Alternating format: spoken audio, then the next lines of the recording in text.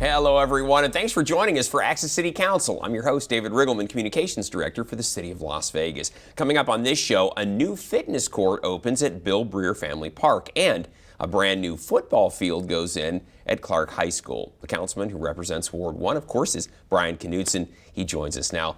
Welcome back to the show. How are you? I'm wonderful. Thank you, David. Good. How are you doing? Good to see you again. Lots to talk about in Ward 1. So there's kind of a Parks and Rec fitness kind of theme. That's right. At the top of the show we're going to tell everybody about. First of all, we're going to show you where Ward 1 is located. The councilman knows it very well. This is his stomping ground.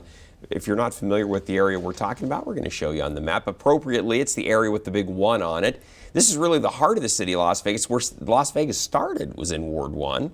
If you live in that area, work in that area, then you're in the city limits of the city of Las Vegas. If you're a resident there, you were represented on the city council by Brian Knudsen, who is with us today. And a lot going on in the ward that I know you're very proud of, some cool stuff.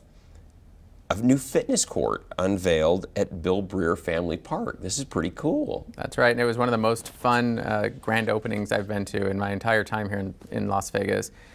First of all, I wasn't expecting very many people there. I thought for a fitness court in a park, I was wrong. There was a lot of people. I walked in, and unfortunately, I was about a minute late. And I was greeted by all the mascots from all the teams, and there was about 100 people there.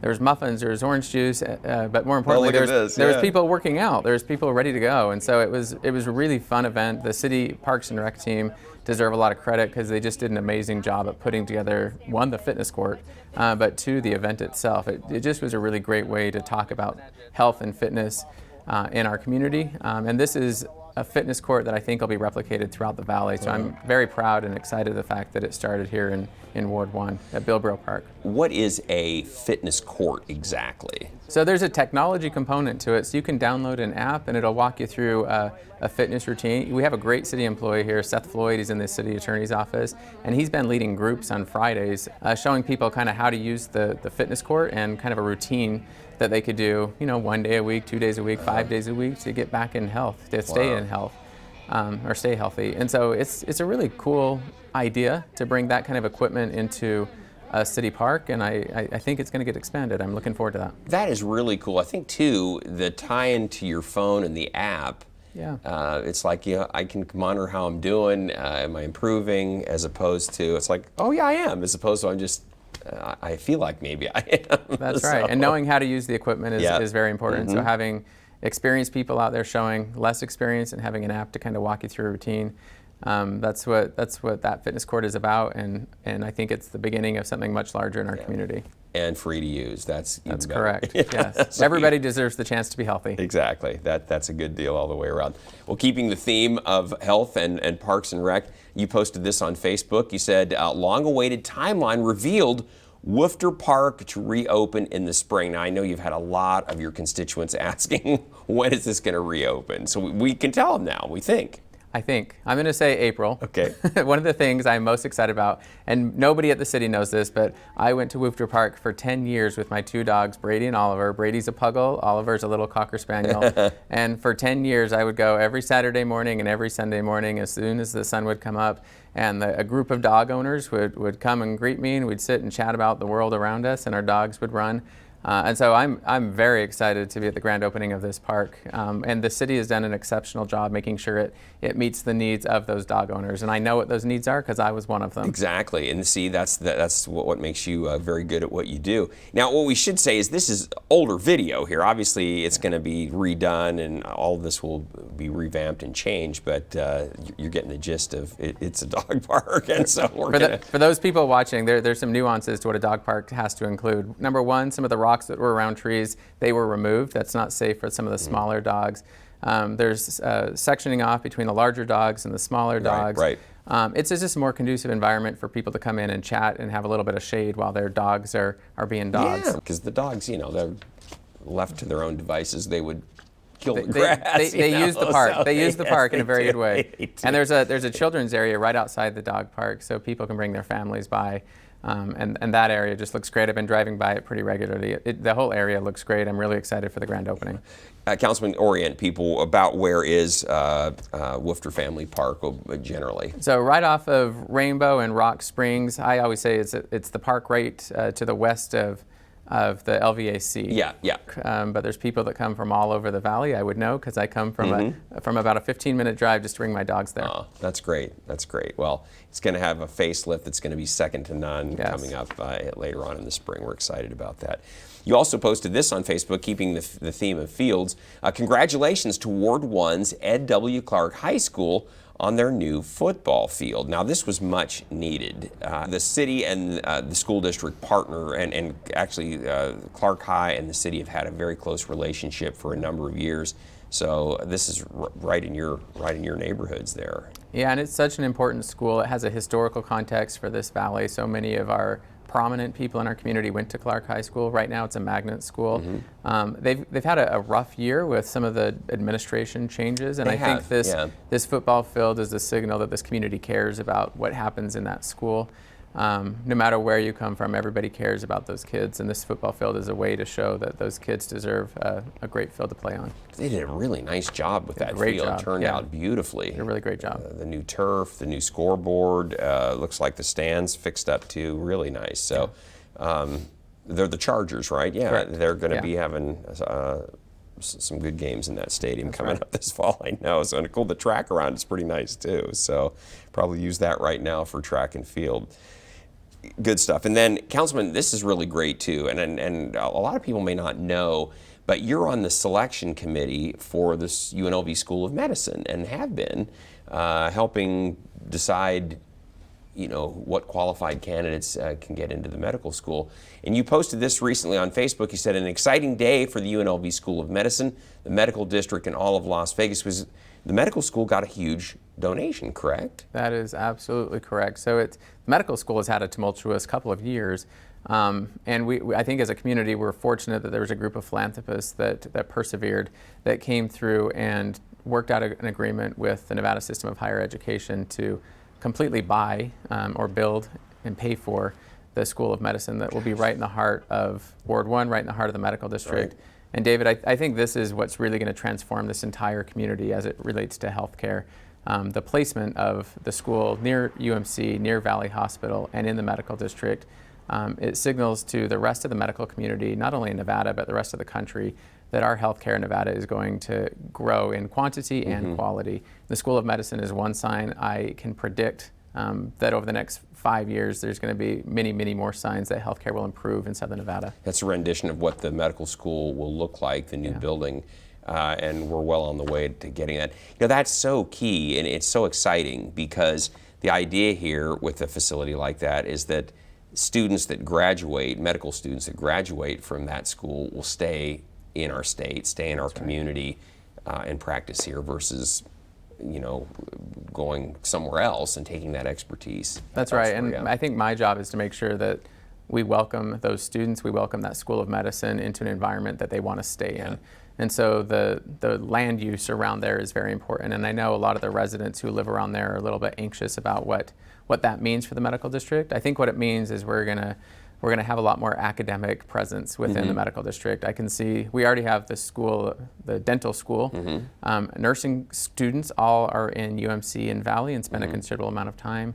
The medical school will be one more advantage where we have an academic learning presence within the medical district. It's an exciting time because already there, of course, is University Medical Center with its level 1 trauma unit, its burn unit, its pediatric intensive care unit, and then we've got Valley Hospital there, and then all of the other medically related offices that are around it. So this will just be the hub of all of that, and again, have all of that concentrated in one part of our city. It's exciting. Yeah, and David, if you drive through that area, everyone who lives there know that this is the oldest part of our town. This is an area that needs a little love, and so we have a brand new building coming in, a significant building. I think you're going to see a lot of changes in the area overall, because I think you're going to want to see landowners trying to improve their properties, developers trying to develop something that meets the standards that a medical school will set. And so I'm excited that 5 years from now, the medical district will look shiny and brand new. I'm confident it will too.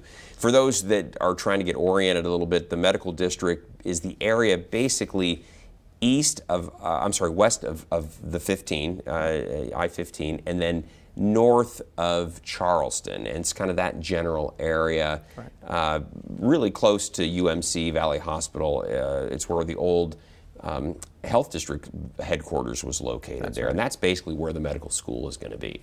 And if anybody watching, if you remember the last 2 episodes that we've taped here with you, David, we had Mike Jansen with Public Works talking about the significant rehab around Rancho and Charleston, and we also had Mason Van Howling from UMC talking about the rehab of UMC. So medical school, the city's investment in infrastructure, UMC's investment in infrastructure, it's just going to be a great place to live, work, and play, and I'm very excited and proud of that. Yeah, congratulations. It's going to be an amazing addition to the community and much needed.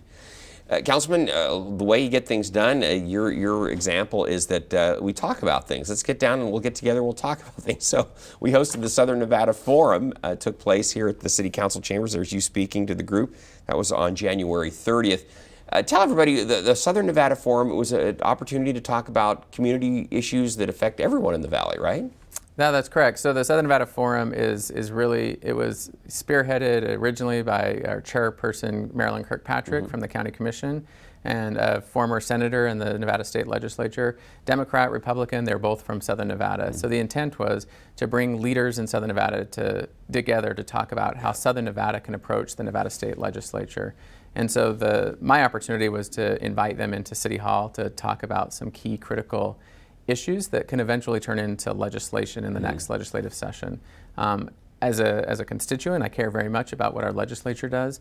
As an elected official, I feel compelled to spend as much time with legislators as I possibly can to make sure that my burgeoning medical district has the resources and support it needs at the state level. That the infrastructure the city is planning around the medical district has the resources and support at the state level. And so I think it's incumbent upon me representing Ward 1 to be invested and engaged in the Southern Nevada Forum to make sure that our legislators are aware of the issues at the ground level. Right. And how are they going to know unless somebody tells them, and how it's coming together? So that's great, and it's going to be an exciting time. That dialogue never hurts, by the way, too. When groups talk, usually good things come out of it. There's more of an understanding. Along the same lines, this took place, we had a public safety forum over at the East Las Vegas Community Center. That took place back on January 28th. It was a partnership with your colleagues in Wards 3 and 5, Councilwoman Diaz and Councilman Creer. And the idea was to talk about public safety issues. There was city staff that was out there as well, and we went over a whole bunch of things that help people just know that they're safe. We talked about neighborhood watch, we talked about infrastructure changes, we talked about homelessness. A lot went on that night, but the theme for all of it was keeping the community safe. And the theme for me, and David, you've probably picked up on this, is it's not just Ward 1, it's not just the city of Las Vegas, it's not just county, it's all of us working together. And so I approached Councilman Creer and Councilwoman Olivia Diaz about how can we make sure our neighborhood associations, our leaders are talking together as well. Because I can guarantee the issues that come up in Ward 1, they're very similar to the issues that come up in Wards 3 and 5. And so that's my intent, and will continue to be my intent, is bringing people together to chat about what's working well, what's not working well, and find where there's alignment and push forward on those things. I was there that night myself, and what I was happy to see was we had a very good turnout that evening. Sometimes night meetings, people are getting off work or whatever, and you never really quite know what kind of turnout you'll get, but we had a very good turnout that night. And folks stayed till the very end to hear from all the different speakers. We had folks from Metro there, as well as city staff. It's Kathy Thomas Gibson. There were a lot of questions about homelessness. You can see there's a good crowd there, and that's a big room. So, and I have found these neighborhood association leaders. This is true in Wards 3 and 5 as well. Is people really care about this community, and they care in a way that they sacrifice their own time and energy to make this community better. And so you know this about me, but I would much rather listen than talk. And so as much as I can spend time listening to people and taking in information and hopefully using that information to make good decisions, that's what that gathering was about, is letting people give advice, letting people give their experiences, letting people talk about what they think will make the world a better place. That was a good meeting, and I know we'll do those again in the future. And I love the fact that 3 of the wards came together to do it. It was great. Councilman, moving on, you posted this on Facebook. You said, great morning meeting with Councilman Cedric Creer, City of Las Vegas government staff, City of Ely, and the National League of Cities around transportation and infrastructure needs. And for those who don't know, Councilman Knudsen and Councilman Cedric Creer are the city representatives on the Nevada and National League of Cities for the City of Las Vegas. That is correct. And I know Councilman Creer has some committees that he's aligned to, and I'm currently aligned to an energy committee. We both have interests in infrastructure and transportation. And so Nevada has seen a lot of interest nationally because of the presidential caucus that was here. And it was the opportunity for the Nevada League of Cities and the National League of Cities to promote the interests of governments across the country. Right. And so I'm happy to work with Councilman Creer on making sure that not only in Nevada but nationally, everyone knows our priority is Southern Nevada, Las Vegas in particular, to make sure we have the transportation and infrastructure necessary. I-11, a perfect example. Correct. Las Vegas and Phoenix, 2 of the largest cities in the country that are not connected by an interstate, and these guys are working to get that changed. That's right. So, it's interesting for people that don't know, the Nevada League of Cities, National League of Cities is a group of obviously municipalities that come together and help the rest of the country understand the importance of our common needs and interests. So. And all politics are local, David. And so as much time as we spend bickering about what's happening at the federal level, when people really get down into it, they're going to talk about public safety, healthcare, transportation, education, and we're right in the heart of that. That's local government, and I'm happy to be part of local government. Well, you always put your money where your mouth is. A case in point here, you posted this on Facebook. Ward 1 had so much fun volunteering at 3 Square with Olivia Diaz and her Ward 3 team and North Las Vegas Councilman Isaac Barone. And this was a great day. You guys took a break from all your council duties and did some volunteering for a very great organization, 3 Square, which is basically a food bank pantry that serves the entire Southern Nevada area. That's correct. And when I was a city employee, I actually partnered with 3 Square to provide meals at all of our after-school sites, SafeKey sites. And so we were packing meals for the SafeKey kids.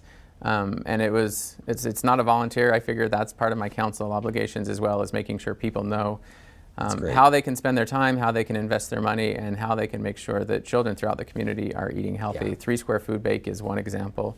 But giving of yourself and your time and your energy is what makes this place a better world to live in. My experience, and having been in Las Vegas as long as I've been here, is that this community really gets behind any type of opportunity to volunteer, and it's one of the things I really like about Las Vegas. So, and then we want to tell everybody, Councilman, that you have an opportunity to get out and meet with the community. It's what you do, and you call it Brews with Brian. It's very clever. March 19th is the one that's coming up next. That's a Thursday evening. It's going to be at Counts Vamped. If you've not been there, it's at 6750 West Sahara from 5:30 to 7. Now, this will be a beer kind of brew, right? Versus, you do the brews in the morning, too, that's coffee. This is going to be more of the suds type, right? That is absolutely correct. And I've been trying to go to places that I've never been. I drive by Count Vamped daily as I drop off my son to school. So I'm super excited to go. I've met the owners, and I think it's going to be a really great opportunity. I can tell you from lots of experience now, the brews, the coffee brews in the morning and the beer brews at night, very different types of crowds. Sure. And so I say, pick your crowd that's best for you. I'm comfortable wherever I go. So. But you know what? It's informal. It's a chance to get to talk with you without coming down to the formality of City Hall and all of that. That's right. It's helpful to break bread and talk about what's most important to you, because I guarantee we have something in common. Exactly. And then, Councilman, last but not least, you have a shredding event taking place on March 28th. This is your first shredding event since being elected to the council, is that correct? It's ever. I've never been to a shredding event. I hear wonderful things about it from all the other council people, but I've never been. So I'm excited to go and shred. It's a paper shredding event and a prescription drug drop off. You've got old prescription drugs. Gosh, please don't flush them down the toilet or throw them into the trash. Bring it to this. It'll be disposed of properly. And of course, any old documents, you have the idea is that you're not going to let somebody else get a hold of them with your social security number, all that kind of stuff, and be a victim of identity theft. So that's coming up at the Liebran Center on if I get the date, March 28th. So Yes. it'll be on our website as well. We have a special guest, so I'm going to tell everybody out there we need to take a short break, but when we come back, we tell you how the Metropolitan Police Department is working with Ward 1 residents to keep the entire area safe. That's next, so please stay with us. People think I'm trash, but they're wrong. Today I'm just an aluminum can, but one day I could be a stadium.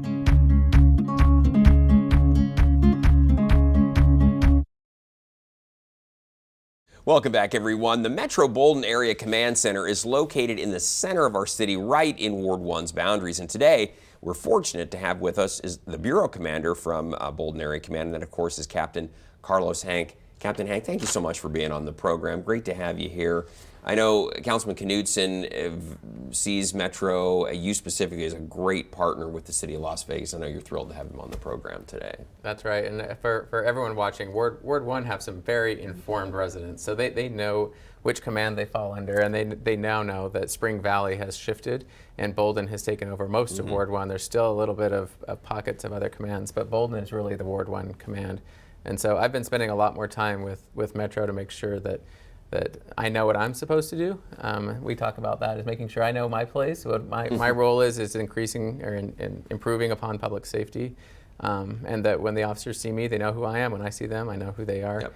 And I'm just really grateful that the captain here is part of the Bolden Area Command, because he's been very responsive. He's active. He's aggressive. He knows what the issues are, and I'm grateful. So thank you for being here. You're welcome. Great to have you on the show. Tell us about the command. How many officers are in your command, et cetera, and how long have you been in the position? Well, starting with how long I've been in position. So I was promoted to captain on February 1st. So you're an old veteran at being a captain. However, I have grew up in Bolden Area Command. So my first assignment as a patrol officer was Southeast, then Bolden Area Command. Short time later, it was Bolden Area Command. From patrol officer to sergeant, came back to Bolden, and then when I was promoted to lieutenant, I came back and served as a lieutenant for Bolden Area Command. So you know this command. This is just a natural progression for you then. So. Yes, and it's an honor to serve in the Bolden Area Command. I think it's one of the most special commands that we have on the department. And we have a theme or mascot, the lion, Bolden Pride, and you always are welcome back to the pride of Bolden. And I think that, we have that pride in ourselves, and we serve in a very diverse community. And I think the officers there, they take that pride when they go out on the streets and they police the community. They know that they're representing the Bolden Area Command, and the sheriff sets the role for us, but I think that the Bolden Area Command, we try to raise the bar every time we get an opportunity. That's very good. How many are in your command, Captain? So approximately 140 officers that are in the command, and we have community-oriented policing. We have patrol detectives. We have administrative staff that run the front office. We have some teams that go out and do strictly enforcement. But it's very diverse. We all have our roles to play, but I feel that we're very well staffed, and we're ready to take on the roles and responsibilities of policing Bolden. Yeah, I know one of the things that Councilman Knudsen values is that opportunity. He gets out and meets the community. I know that he values the fact that Metro has that same stance, that community-oriented policing that you talked about, so that the community knows the officers know the community. That really, I think, has paid big dividends in Las Vegas. We've not seen the tensions that other cities have had, because the police have worked very hard here to have a relationship with the community, and I know that that's something you value very much. And I think in our Facebook Live, the captain mentioned violent crime being the priority for Metro, and I think you've seen that in the statistics coming out from the sheriff's presentation last month, talking about the significant decrease we've seen in violent crime. So I stand right behind the captain, saying that the focus on violent crimes is the right focus. We want to make sure that our community feels safe. And Ward 1 in the Bolden Area Command has some very distinct populations. We have some very intense poverty. We have some very intense affluence or wealth. And it's all commingled together. And so I can walk into a meeting and people will be very concerned about their life safety and other meetings where people are concerned about package thieves. And so I want for everybody to know that we've had these conversations, myself and the captain talking about, we want to make sure that people's lives are safe. And I stand behind Metro and the captain in making sure that we protect life and property. And figuring out my role, that's what I'm doing now. The captain knows his job. He's been here for a while. My job is to figure out how I can best support the officers on the streets. Captain, talk about that a little bit. How do you go about reducing things like violent crime? Overall, the crime rate was down in general overall. What do you attribute that to? I attribute it to the relationships that we have with our community. To be very frank and honest with you, the Bolton Area Command, we put on 109 community-oriented events every year. Wow. I think that's probably the most in Metro. And if you keep your community involvement high, I believe that, you know, the crime level will go down. We have to engage our community. We have to make sure that we're doing everything to prevent the crime. And we educate our community how not to be a victim. Yeah. And I think that's very important. Metro does a great job with that. Just the message, that public safety forum that we talked about, Councilman, that took place in Ward 3 here just a few weeks ago that we had video of. That was some of the message, your counterparts from one of the other area commands on hand, and that whole message about these are the things you need to do to just make sure that you're not a victim yourself. Just a lot of it's simple. And so much of it is awareness. Just pay attention to and know your neighbors. Get your neighbors to look after you and vice versa. So. And I know for a lot of the residents, if they're wondering the relationship between the city and Metro, so I'll start with the mayor and city council have identified public safety as one of the highest priority. I think in every council meeting you hear the mayor say at least 10 times that without public safety we're nothing. People have to feel safe in order for anything else to happen. Right. The relationship between city and Metro is about 40 years ago-ish. The city and the county decided to partner together, and that's what became the Metropolitan Police Department. They consolidated the sheriff's department and the police department, right? The county funds about 60% of the Metropolitan Police Department. The city funds about 40%. And so it's this constant partnership between the city, county, and the Metropolitan Police Department to make sure that Southern Nevada folks feel safe. Yeah. Captain Hanks, Hank, we're just about out of time, so I'm going to give you the final word here. Thanks for being on the show. Anything else you want to add that we forgot to ask? I would say, you know, one of the other sheriff's priority is quality of life. And if we can continue to drive down the violent crime, we're going to increase the quality of life. Couldn't and I agree just more. want the public to know that we're doing everything we can in Bolton Area Command and Metro as a whole family to drive down the violent crime and increase the quality of life here in Las Vegas. Yeah, well said. Thank you so much. Councilman, got to tell everybody out there, hey, we always want to hear from you. So if you have something you'd like to share with Councilman Knudsen, you can always find him on Facebook and Twitter. You can also contact him just by picking up the telephone. We use those around here still, 702-229-6405. Or you can send him an email. His address is bknudsen@lasvegasnevada.gov. And he and his great staff, they will get right back to you. So again, Captain Hank, thank you so much for being on the program. We really appreciate it. Thank you. And Councilman Knudsen, we'll see you in 6 weeks with another update from Ward 1. Thank you very much, David. Appreciate it. Thank you so much. And don't miss our next show beginning on March 5th with Ward 3 City Councilwoman Olivia Diaz. You can now catch all of our KCLV shows on Apple TV, Roku, and Amazon Fire. And don't forget, you can watch us live on the internet at kclv.tv. We want to thank you for joining us for this edition of Access City Council. We'll see you next time around. Thanks for watching, everyone.